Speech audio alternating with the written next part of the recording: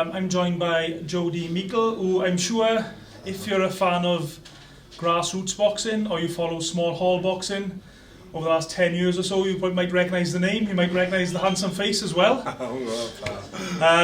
But JODY, you tell people watching what exactly your job is and your role is within boxing. Been to be a prick now. I was a journeyman. I boxed everyone, any notice. Like I say, to be fair, I think I was pretty good at doing what I did. I took most people distance. I got stopped 3 times in 70 fights.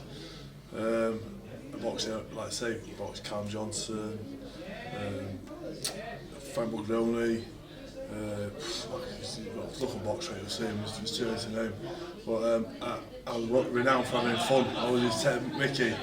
Even it's, I'm the only person in British box history to the point of excessive clowning. That is Spice Webb, one of your I remember that very well. Yeah, so I remember the night when you boxed Tobias Webb in the old Oceana, I think it was called.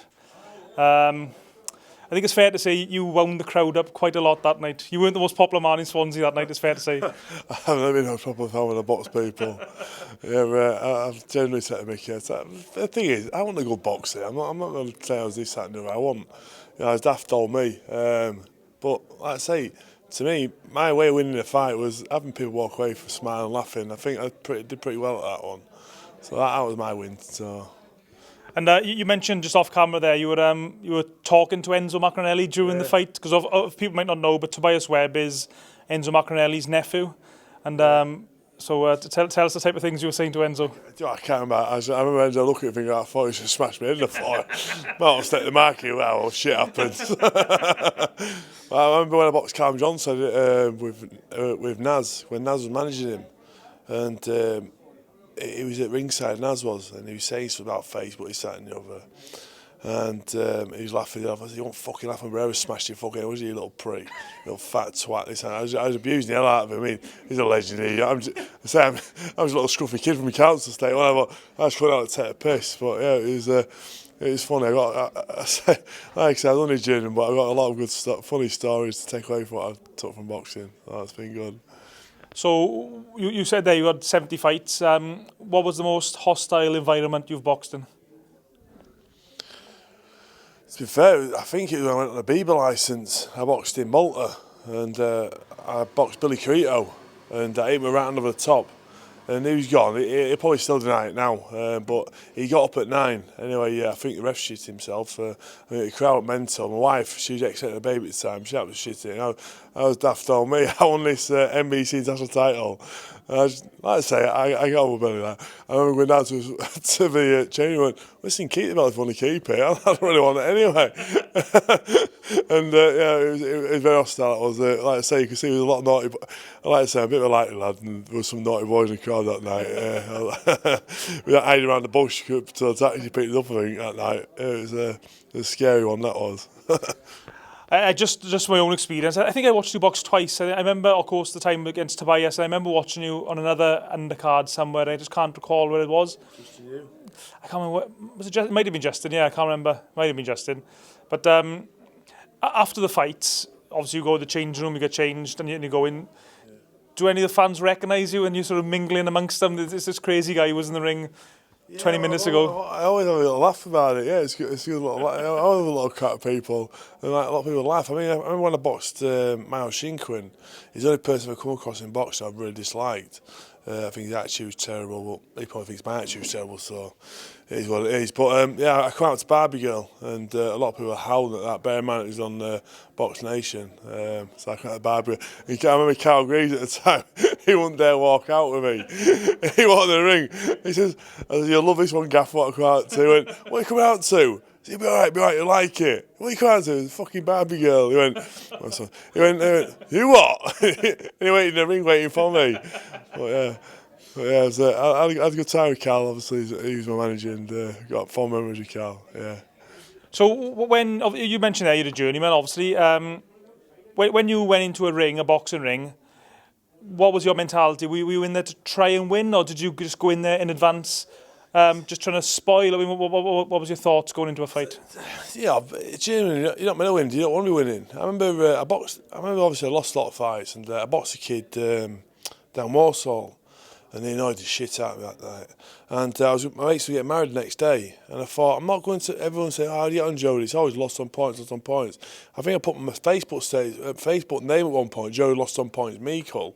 It's what it was. Anyway, yeah, I thought, I'm going to have a look at this kid. Anyway, he's 3 now, I think he had 2 stoppages. And absolutely battered the kid. Honestly, he beat me, stopped in the second round. We found him in 3 months after that. I had no fight, it cost me a fortune. Well, fucking not doing that again. Yes. I mean, I've heard stories of other journeymen telling me more or less that the promoters sort of more or less tell them, look, you're not here to win, and if you start winning fights, as you alluded to there, if you start winning fights, we're not going to use you again. Yeah, I won't mention no names. Obviously, the people involved will know it. I remember I got a certain person. Says someone's pulled out. He says, I got Jody Meikle. Went, no, a bit too strong for me, Will. Bear in mind, the dog shit one early. He's a bit too strong for me, Will. He went, it's all right, he'll look after him and take him out. Really? So I bung with 300 quid after that. I bung with 300 quid extra, if you will. Yeah, not a problem. So I boxed this kid. I tell you what, I could not do anything other than dive on the floor. Honestly, I had everything I had, man. I was laying on the rope talking to Matt too, the journeyman book. I was just being an absolute, probably prick, really, to be fair. One thing, I don't mind losing a fight, but I'm not diving on the floor for anyone. So I don't want to put him on the floor, I deserved it. Anyway, I remember Bob Williams, referee tried to put my hand on. He tried to put my hand on, I'm wrestling him down. Fuck off, but don't. Oh, fuck's sake. I'm going to promote his office to get paid after him. I'm so sorry. I tried doing what I could, but I'm not diving on the floor for anyone. And sorry, mate, you still bought me a few hundred quid anyway. It'll do for me. You mentioned Bob Williams there, the referee from London area. Yeah. What are the type of things that the referees have told you over the years when you're playing your antics? Because I can imagine you I can't quite remember. I mean, I know most of the Welsh referees, but I can't quite recall who. Sonny, right. He boxed and I boxed Ricky Powell. I boxed in Spain. First time I got stopped, I cried like a baby. I'd lost a stone in 36 hours. I was gone at the weight. I shouldn't have boxed. I lied about my weight, everything like that. Managed didn't know about it. It had nothing to do with him. And this kid, Alisat Rodriguez, he stopped me. He actually fought for some WBO wanky European, some daft title. Anyway, he stopped me. I was gutted. I was devastated. Anyway, it's Ricky Powell. I think he had 7. When I boxed him, he had 7 fights, won 7, stopped 6. Like I say, it's on box Rick, innit? And including a first round stopper with Alisat Rodriguez. And Sonny Joslin refereed me. He was at Handarine in Somerset. And again, I just took the piss, put my headlock and just messed it about, absolutely ripped the piss out and took him 6 rounds. But it's the kid who stopped the kid in a round, who stopped me in a round. And Sonny Joslin, he went, behave yourself. The best one, I think, was at York Hall, and the referee said to me, Ciaran holding, bear in mind, I was holding on for dear life. I'd say I was on a BB licence, to be fair. I just got out of prison. I've been out of prison maybe 3 weeks. Maybe a bit long, about a month, because I had to do my brain scan and all that lot. And I boxed this Ozgul, he's a Turkish Olympian. Bear in mind, I'm not proper fit or anything like that. Anyway, 6 rounders, 6 threes. I've been banged up for 10 months, but I've not done nothing in the gym, anything like that. I can't fight him. Anyway, 5 rounds, I grabbed all. Towards the end of the 5th, I started grabbing all. The referee says, I looked at your point, carry on like that, I looked at your point. I said 5 points down anyway. What's another fucking point I'm going to do? Do what you want, get on with it. I used to have a laugh like referees, but it is what it is. I suppose you box so many times around the different circuits around Britain, and I suppose the referees get to know you, and I suppose the referees know that they're going to have a bit of an unusual night, shall we say, when you were in the ring. Yeah, I remember smacking Regan Denton into Mike Alexander's face. He busted his nose and he 4 stitch. That was quite a good one. After he scored as well, he deserved it, the bastard. But yeah, that was a funny one. But the amount of time I turned up was, I've gone, put hands on the face. Like, I hope I ain't got you. Well. What do your friends and family or your wife, just for example, when they watch you box, or if they know, obviously they know your reputation and know what you like, what do they say to you? Do they say to you, stay calm tonight, or do they just leave you be you? This is not say a thing. I remember when I boxed Bug Lonely, and I had a massive reputation, a big punch. He had 4, won 4, knocked 3 out on the first round. And it's on YouTube actually, obviously. they're all saying, no, don't blink, you'll miss it, whatever. By the end of it, it was saying, what's Jody Meikle do for punch condition here? Headbutt trees. The commentary was hilarious, better than the fight, I think. But I remember going to your call for that one. I mean, I was absolute knack. I've been at work all day. I'm laying in the changing room. I think, I can't be arsed. Fucking hell, I didn't want to be anywhere. The next thing, all these lots started seeing, obviously, the massive ticket seller is bouncing. I'm like, come on, let's have it. Right, look, yeah, it was good. So you actually react to the crowd. The more the crowd get involved, the more you sort of fight back against the crowd. The more style, better. Yeah, I love it. It's great. I remember one kid was mouthing off at ringside, and I went to go back to the corner, and he's mouthing off. I said, carry on. I said, jump out of the ring, I'll punch your fucking head in.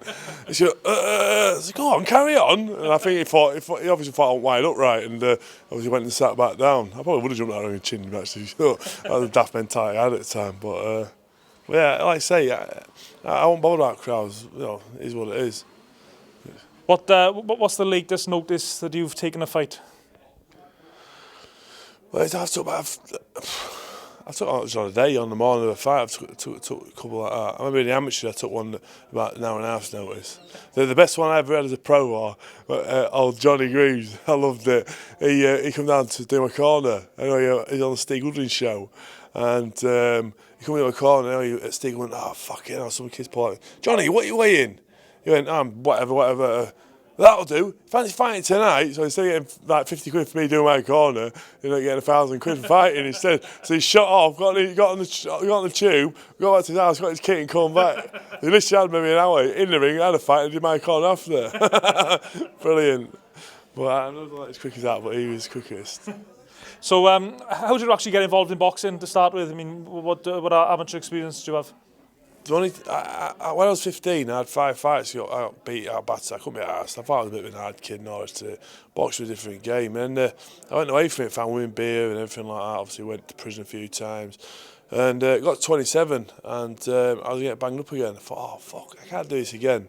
It's a violence again. I thought, I know what to do. So I went down to a local boxing gym. Met out channel my aggression in the right direction. I couldn't be arsed to box. I didn't want to box. I had no intention of boxing. And the judge loved it. He thought it was great. He said, oh, brilliant, you know, channeling aggression, right action, great. Suspended sentence. Great. I never looked back at that. And I had 40 amateur fights. Like I said, I was basically German now. I was at heavyweight because I couldn't be asked to train and diet and all the rest of it. And obviously then I thought I might as well earn a few quid at this. So I managed to get my weight down, stopped drinking the pop and got down to like heavyweight. But yeah, and that was that. So obviously you've got to be in good condition. I mean, you're probably a lot fitter than your average man on the street. Was maybe. I mean, I'm not. You're still looking pretty good shape to me, but I mean, how fit were you going into these fights? On the British Box Board controller licence, I was at my fittest. I was training like morning, at night times. I was always training. You know, my kids, I basically didn't see my kids because I made it all work the way. Because I'd obviously get up in the morning, go for a little run. And I'm probably lying there, I'd do like 5 runs in the morning. But I'd train in the morning, obviously, then I'd obviously go train. I'd work full time, but I'd train at night. What a lot of people don't realise is I never had a trainer. I've never had a trainer, even from the amateurs. The kid in amateurs, I swear to God, the kid in amateurs who's first box for was an absolute pudding. Honestly, the prick. But yes, I ended up boxing for him. I just basically trained myself. And then obviously I went to Ingalls, and they obviously they were out on a big time charge. Bit of a bag of shit, wasn't I? And they weren't really interested. Val Bagley, bless her, she did a bit with me. But then, obviously, I went to. I turned over. I mean, Carl Green's never trained me. The only time Carl Green ever held my pads was when he'd warmed me up. And I swear to God, not joking, like 40 years I was a pro. I went to Carl Green's gym twice because of work, and that was to his box size classes. I swear to God, honestly, you don't realise, I never had a trainer, so I hadn't done that bad, really. How good do you think you could have been if you had dedicated yourself and perhaps got yourself a trainer and maybe just didn't take the journeyman mentality? I don't know. To be fair, like I say, I don't like speaking shit. It's not me. But like I say, I suppose like a lot of people said, I had one thing you couldn't train, I had a decent chin, which, to be fair, I suppose the record speaks itself. But I don't know. I wouldn't like to say. You know, could have been good. Who knows? You mentioned there you've boxed on a BIBA licence as well, which is the British and Irish Boxing Authority, I believe.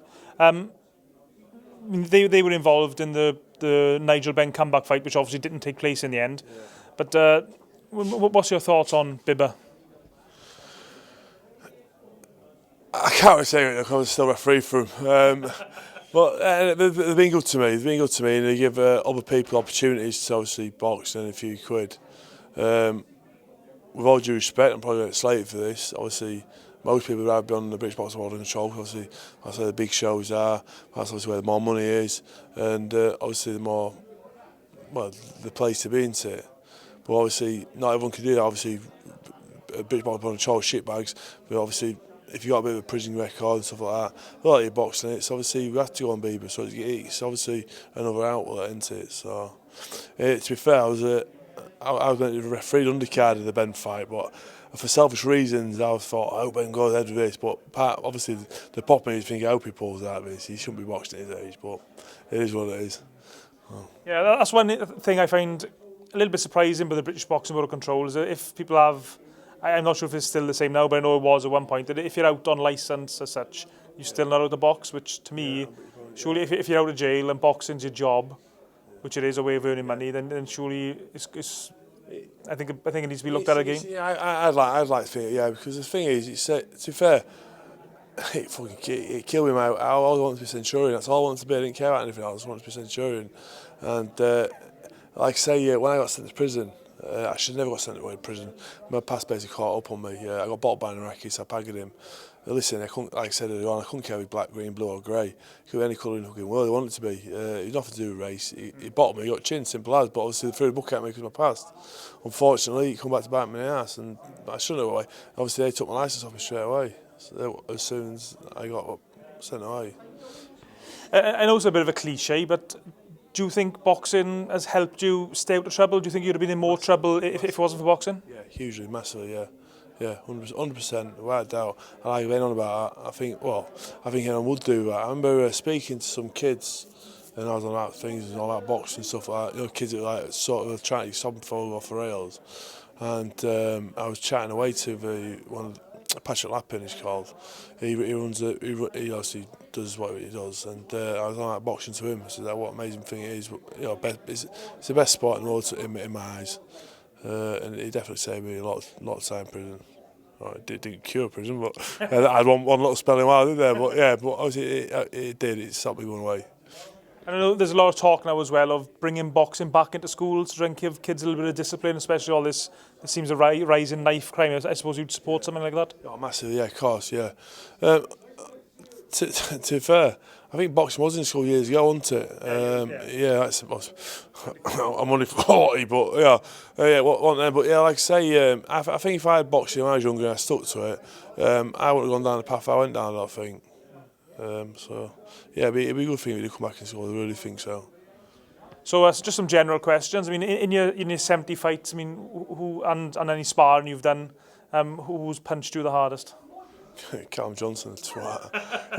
He perfectly aged him in the second round. I was awful. My ear off. I managed to get through it, but I gave him more cuddles than his mum that night. I think.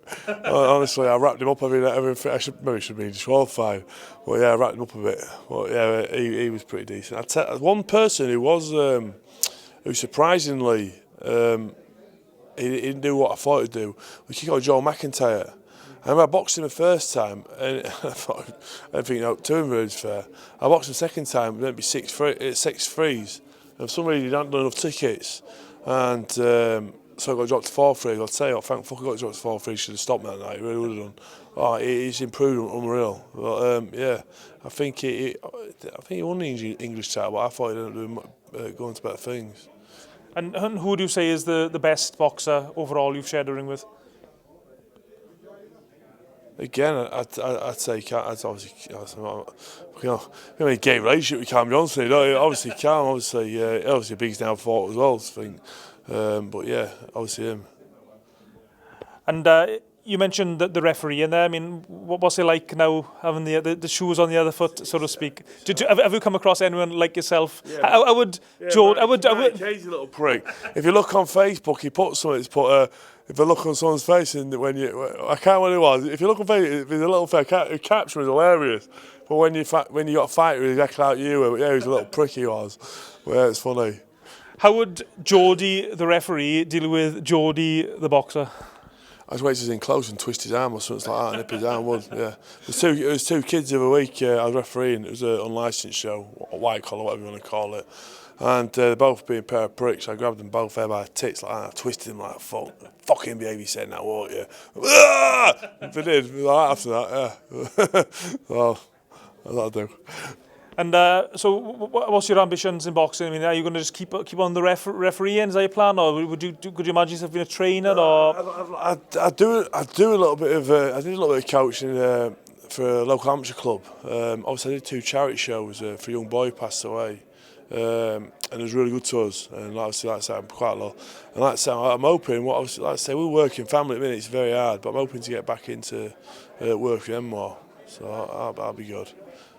But yeah, so like I say, I like being around the young ones and stuff like that. Obviously, a lot of people know me, and it's good, like, yeah. And what's it like when people it's the first time I've actually met you in person? I know I've watched you box a few times, but the first time I've met you in person, what's it like when people meet you for the first time? Because obviously they see Jody, the boxer, the play actor, the slightly unhinged guy. I think you're quite shocked. To be fair, you should be asking yourself this question. But yeah, I think people are surprised. Because like I say, I'm just a normal kid. I'm just daft. Like I say, I always say, well, I'm just daft old me. I am what I am. You know, I like messing about. I like having a laugh. I like seeing people smile. That's just me. So a couple of weeks now, we're going to see a big, massive fight, biggest fight of the year probably. Joshua Ruiz rematch. Who's going to win, mate? I couldn't really give a fuck. Couldn't care less. It don't bother me. I don't really watch that much boxing. I don't really bother about it, honestly. If it's called local kids, I'll watch, and that's about it. I don't really bother with boxing, to be fair. People say, "Who's your favourite boxer?" And I think I said, oh, it was Tyson, it was Fury, or I don't know, whatever. It wasn't. Trevor Meek was my favourite boxer. He's my brother. That's it. I swear to God, I don't care about all these big, massive fights and stuff like that. Don't bother me. And I know, am I correct in saying that is it your mother was South African? Yeah, sure, yeah. So, yeah. And who did you want to win the Rugby World Cup final recently? 100% South Africa. Yeah. Yeah. And what did you? I actually went to the pub cheering South Africa as well. Yeah. And what did your English friends think of that? I don't give a toss what they think about it. I'm South African. Simple as that. It's mum's own one. To be fair, mum was everything to me. So yeah, so she unfortunately not with me anymore. But yeah, so I was happy as life for that. Yeah. Okay, mate. It was good to chat to you and meet you actually in person and speak to you. It was a really good interview, and enjoy your time in Wales, mate. Thank you. Cheers.